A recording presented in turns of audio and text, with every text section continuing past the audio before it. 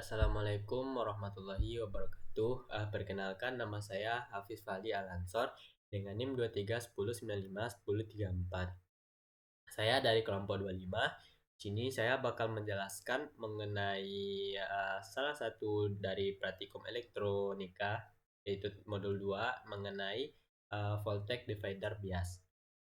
Nah, di sini dapat kita lihat ada sebuah rangkaian voltage divider bias di mana saat kita jalankan rangkaian tersebut. Nah, di sini kita peroleh bahwa tegangan dari power supply atau VCC-nya yaitu sekitar 12 volt.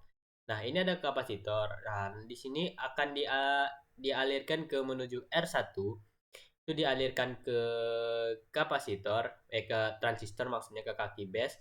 Nah, lalu akan mengalir juga ke R3. Nah, R3 ini bukan mengalir juga ke ground. Nah, karena eh, tegangan yang mengalir ke kaki base itu lebih dari 0,6 volt, maka transistor akan aktif.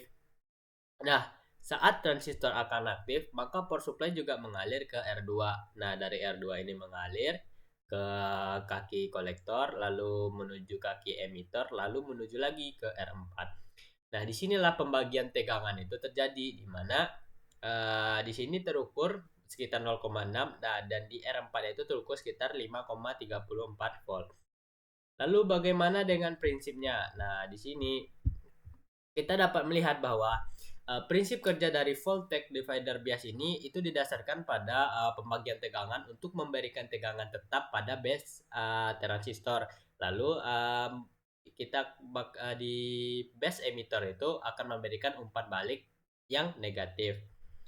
Nah, uh, umpan balik negatif ini maksudnya jika arus pada kolektor itu meningkat, maka arus pada emitter akan meningkat juga karena mereka sebanding.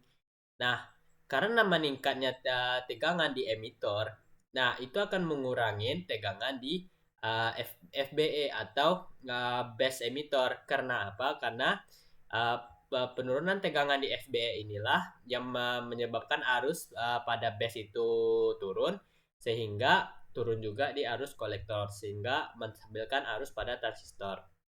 Nah, pada rangkaian transistor voltage divider tadi, tegangan VCC akan 12 volt. Nah, di mana arus itu kan mengalir ke R1, lalu terbagi kedua arah menuju ke kaki base, lalu ke R3. Nah, R3 itu menuju ke dialirkan ke ground.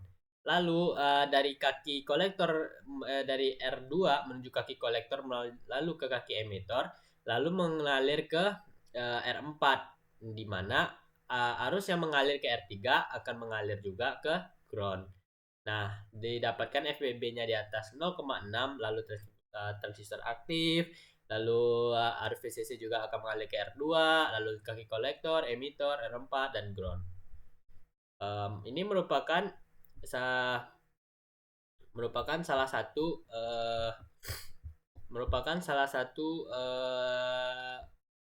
rangkaian yang sangat efektif digunakan, ya, dimana dengan menurut hukum Ohm kita dapat menghitungkan tegangan pada base itu sama dengan VCC dikali R2 kali R1 ditambah R2.